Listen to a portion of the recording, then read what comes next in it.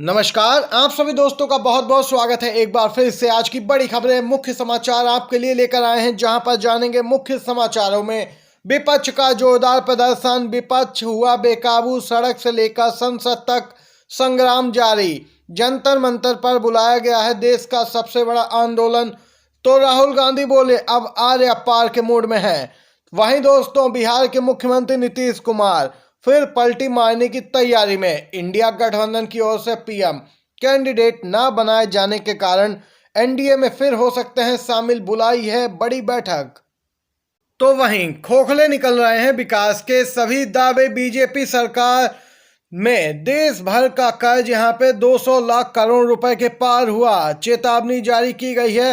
मोदी साहब हैरान। वहीं दोस्तों, इलेक्शन कमीशन दफ्तर पहुंचेंगे इंडिया गठबंधन नेताओं की टीम, बैलेट से चुनाव के लिए प्रस्ताव। इसी प्रकार की बड़ी खबरें आप तक पहुंचाएंगे। अगर आप भी मानते हैं कि चुनाव बैलेट पेपर के माध्यम से ही होने चाहिए, तो दोस्तों वीडियो को जरूर लाइक कीजिएगा, कमेंट बॉक्स में जरूर लिखिएगा बी सपोर्ट बैलेट पेपर।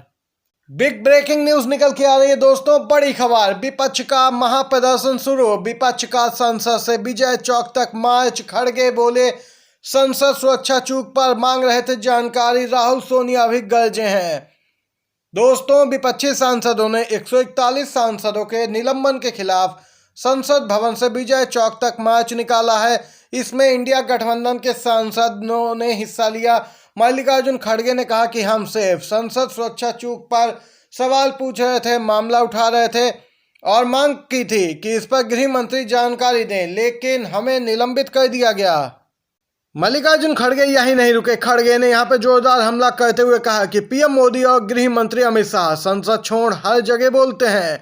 उन्होंने कहा कि यहां पे इंटरव्यू देने के लिए इनके पास समय है, लेकिन संसद में आकर ये बयान नहीं दे सकते हैं इस पूरे मामले पर, और विपक्षी सांसदों पर कार्रवाई की जा रही है। बदले की रणनीति अपनाई है इन्होंने। यहाँ पे दोस्तों ये अपडेट निकल के आई। इसी के साथ अगली खबर में चलते हैं। चुनाव कराने के तरीकों को लेकर यहाँ पर विपक्षी गठबंधन इंडिया ने यहाँ पे चुनाव आयोग से मुलाकात की है। यहाँ पे कुछ सुझाव भी सौंपे गए हैं। दोस्तों, बिग ब्रेकिंग न्यूज निकल के आ रही है। दिल्ली में चौथी बैठक हुई इंडिया गठबंधन की। प्रस्ताव पारित कर यहाँ पर चुनाव आयोग से कई मांगे की गई थी और उसी सिलसिले में अब मुलाकात हुई है, जहां पर चुनाव आयोग से मांग की गई है कि मतपत्रों के जरिए चुनाव कराए जाएं, और अगर ऐसा नहीं हो सकता है तो मतदाता सत्यापित पर्चियों, जो कि वीवीपैट में होती है, वहां यहां पर 100% गिनती की जाए। विपक्ष का सुझाव है कि मतदान के दौरान पर्ची को बॉक्स में डालने की जगह इसे मतदाता को सौंपा जाए और वह अपनी पसंद को सत्यापित करने के बाद ही इसे मतपेटी में डाल देगा। विपक्षी नेताओं का दावा है कि चुनाव आयोग ने अभी तक उनके इस ज्ञापन का जवाब नहीं दिया है। दरअसल हाल ही में 5 राज्यों के विधानसभा चुनाव के नतीजे आने के बाद खासकर मध्य प्रदेश के नतीजों को लेकर सवाल उठे, जिसके बाद ईवीएम एक बार फिर से विपक्षी दलों के निशाने पर आ गई। आपको बताते चले, नतीजों को लेकर यहाँ पे लगातार शक था और कई जगह धांधली के आरोप भी कांग्रेस पार्टी की ओर से लगाए गए, लेकिन दोस्तों कोई जांच नहीं हुई। चुनाव आयोग ने कोई एक्शन नहीं लिया। और यहाँ पे दोस्तों कुछ यहाँ पे तरीके भी सुझाए हैं विपक्षी गठबंधन ने चुनाव आयोग को कि किस प्रकार से पारदर्शिता लाई जा सकती है। वहीं दोस्तों, दूसरी तरफ अपडेट निकल के आ रही है। भारत पर बड़ा है कर्ज का बोझ, 205 लाख करोड़ अब पहुंचा है आंकड़ा। आईएमएफ ने भी दे दी है चेतावनी। बीते वर्ष की जनवरी मार्च तिमाही में देश पर कुल कर्ज 2.34 लाख करोड़ डॉलर यानी कि दोस्तों 200 लाख करोड़ रुपए था, जो कि चालू वित्तीय वर्ष की सितंबर तिमाही में बढ़ के 205 लाख करोड़ रुपए हो गया है। इस पर अब विपक्षी दलों के साथ ही आईएमएफ की भी प्रतिक्रिया निकल के आई है। अंतरराष्ट्रीय मुद्रा कोष आईएमएफ ने भी कर्ज को लेकर अब भारत को चेताया है। मोदी सरकार बैकफुट पर आ गई है।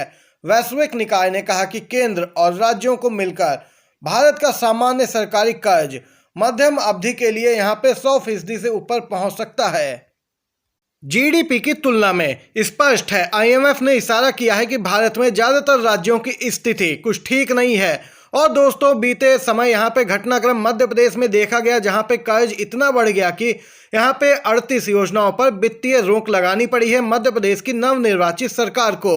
और जब यह रिपोर्ट सामने निकल के आई तो विपक्षी दलों ने बीजेपी को घेरने का कोई मौका नहीं छोड़ा है। एक मध्य प्रदेश ही नहीं बल्कि बीजेपी शासित ज्यादातर राज्यों की यही स्थिति है दोस्तों, जबकि इसमें कुछ सुधार विपक्षी दलों द्वारा शासित राज्यों में देखा गया है, क्योंकि उन पर कर्ज का बोझ कम है, लेकिन बीजेपी शासित राज्यों पर ज्यादा बोझ है। यहाँ पे ये अपडेट निकल के आई है। इसी के साथ अगली खबर की तरफ चलते हैं।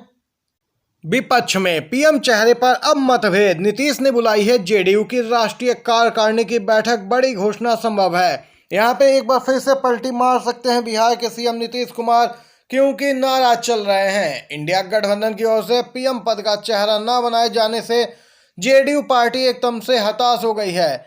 इंडिया गठबंधन की बैठक के बाद जनता दल यूनाइटेड ने यहाँ पे दोस्तों राष्ट्रीय कार्यकारिणी की बैठक बुलाई है। दोस्तों, इंडिया गठबंधन की बैठक से पहले आरजेडी जेडीयू के नेताओं ने सार्वजनिक मांग की थी कि जिसमें नीतीश कुमार को 24 के लोकसभा चुनावों के लिए विपक्ष के प्रधानमंत्री उम्मीदवार घोषित करने की वकालत की गई थी, लेकिन यहाँ पे इसके उलट मल्लिकार्जुन खड़गे के नाम का प्रस्ताव पारित किया गया। अब दोस्तों 29 दिसंबर को जेडीयू राष्ट्रीय परिषद की बैठक भी बुलाई गई है, जिसमें बड़े फैसले का अनुमोदन कराया जाएगा। दोस्तों, बड़ा फैसला ये हो सकता है कि यहाँ पे अध्यक्ष बदला जा सकता है जेडीयू का, और नए अध्यक्ष के साथ एनडीए में जाने के फैसले की भी संभावना बताई जा रही है। देख सकते हैं एक बार फिर से पलटी मारने के मूड में दिख रहे हैं बिहार के सीएम नीतीश कुमार। बड़ा खुलासा हो चुका है दोस्तों, आखिर निलंबित क्यों किए गए इतनी ज्यादा संख्या में विपक्षी सांसद। अब यहाँ पे राज्य से पर्दा उठा है। 3 क्रूर कानून पारित कराने के लिए निलंबित किए गए विपक्षी सांसद। कांग्रेस ने अमित शाह पर यह आरोप लगाए हैं।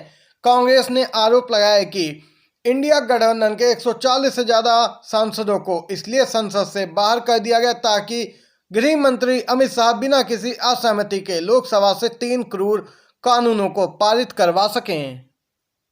भारतीय न्याय संहिता, भारतीय नागरिक सुरक्षा संहिता और भारतीय साक्ष्य विधेयक को लोकसभा से पारित करा लिया है बीजेपी ने, बिना किसी दोस्तों यहाँ पर हंगामे के, क्योंकि विपक्ष तो मौजूद ही नहीं था। लोकसभा से 3 प्रमुख विधेयक यहाँ पे पारित कर दिए गए हैं। और वहीं सोशल मीडिया पर एक पोस्ट में कांग्रेस महासचिव जयराम रमेश ने कहा कि गृह मंत्री ने 3 क्रूर आपराधिक न्याय विधेयकों को लोकसभा से बिना किसी असहमति के पारित करवा लिया है। इससे स्पष्ट होता है कि विपक्षी सांसदों पर उससे ठीक पहले की गई कार्रवाई एक सोची समझी रणनीति का हिस्सा थी। वहीं दूसरी तरफ दिल्ली के मुख्यमंत्री अरविंद केजरीवाल एक बार फिर से नहीं जाएंगे ईडी दफ्तर। समन के जवाब पर स्पष्ट हो गया है दोस्तों, दिल्ली के मुख्यमंत्री अरविंद केजरीवाल ने शराब नीति मामले में उन्हें जारी किए गए ईडी के समन पर कहा कि ईडी का यह समन भी एजेंसी द्वारा जारी किए गए पिछले समन की तरह अवैध है। ईडी को इस समन को वापस लेना चाहिए क्योंकि यह राजनीति से प्रेरित है। केजरीवाल ने कहा कि वह ईडी के सामने पेश नहीं होंगे, बल्कि उनकी ओर से लीगल टीम ही ईडी की इस नोटिस का जवाब देगी। अरविंद केजरीवाल ने कहा कि हमने अपना काम पूरी ईमानदारी और पारदर्शिता के साथ किया है। मेरे पास छिपाने के लिए कुछ भी नहीं है। ईडी का समन पूरी तरीके से अवैध है। यहाँ पे दोस्तों उसका लीगल टीम जवाब देगी। ये अपडेट निकल के आई आज की सभी बड़ी खबरें थी। अगर आपको ये वीडियो पसंद आया हो दोस्तों तो लाइक कीजिएगा, चैनल पर नए हैं तो सब्सक्राइब कीजिएगा, जिससे कि बड़ी खबरें आपको पहले मिले। वीडियो देखने के लिए आप सभी दोस्तों का धन्यवाद। जय हिंद, जय भारत, नमस्कार।